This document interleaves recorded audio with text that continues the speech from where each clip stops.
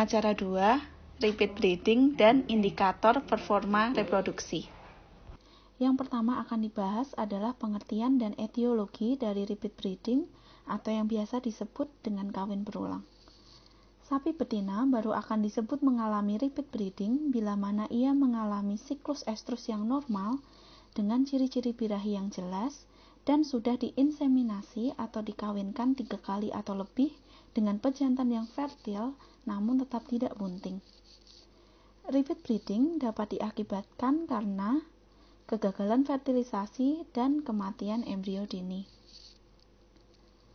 Kegagalan fertilisasi dapat disebabkan oleh kelainan anatomi saluran reproduksi, kelainan ovulasi, abnormalitas sel telur, dan kesalahan manajemen reproduksi. Yang termasuk dari kelainan anatomi saluran reproduksi, yang pertama ada adesi dinding tuba atau tersumbatnya tuba falopi yang menyebabkan sel telur yang diovulasikan dari ovarium gagal sampai ke tempat pembuahan. Yang kedua, ada adesi antara ovarium dan bursa ovarium, sehingga sel telur yang diovulasikan itu menyangkut di tempat terjadinya adesi.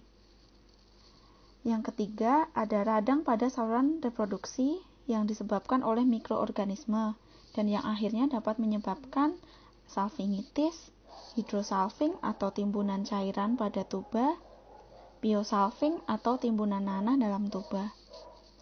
Yang keempat ada hipoplasia tuba falopi, dan yang kelima ada uterus unicornis, dan masih banyak contoh-contoh yang lain.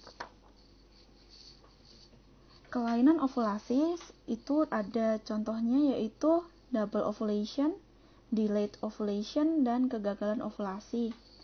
Untuk pengertian dari delayed ovulation sendiri itu ketika seharusnya ovulasi terjadi di akhir estrus hingga awal mid estrus, namun ovulasi tertunda beberapa hari sehingga sperma terlanjur sudah mati sebelum bertemu dengan sel telur. Untuk kegagalan ovulasi sendiri itu biasanya terjadi pada kasus kista folikel dan kista luteal. Sel telur yang abnormal itu ada degenerasi sel telur dengan bentuk yang tidak beraturan disertai dinding yang mengkerut. Zona pellucida rusak pada sel telur yang sudah tua, sel telur yang berukuran terlalu kecil, giant egg cell, dan bentuk sel telur yang abnormal. Untuk kesalahan manajemen reproduksi dapat disebabkan oleh faktor peternak yang kurang teliti mendeteksi waktu birahi, manajemen pakan dan kandang yang kurang baik, dan faktor inseminator yang kurang handal dalam melakukan inseminasi.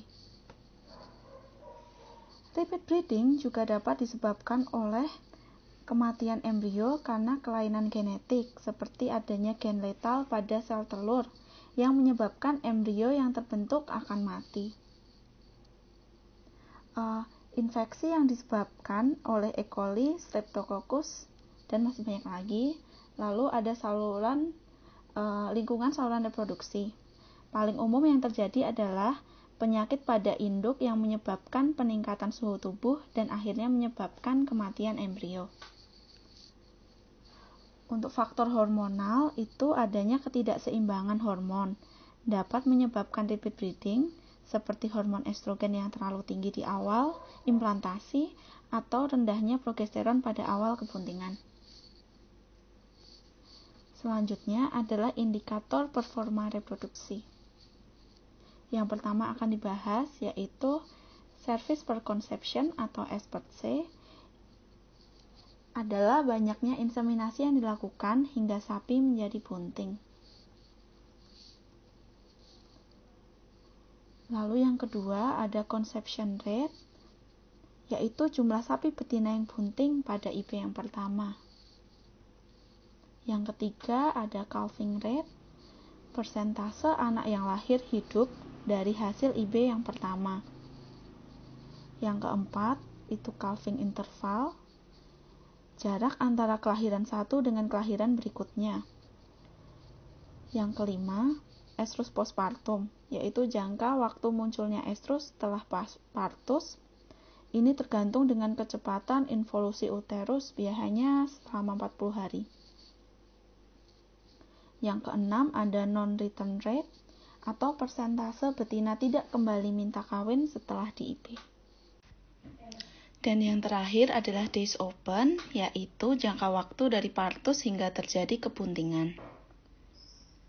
Selanjutnya merupakan data recording reproduksi sapi betina di kelompok tani Margomulyo yang dapat kalian analisa untuk menentukan service per conception dan conception rate. Selamat mengerjakan dan terima kasih.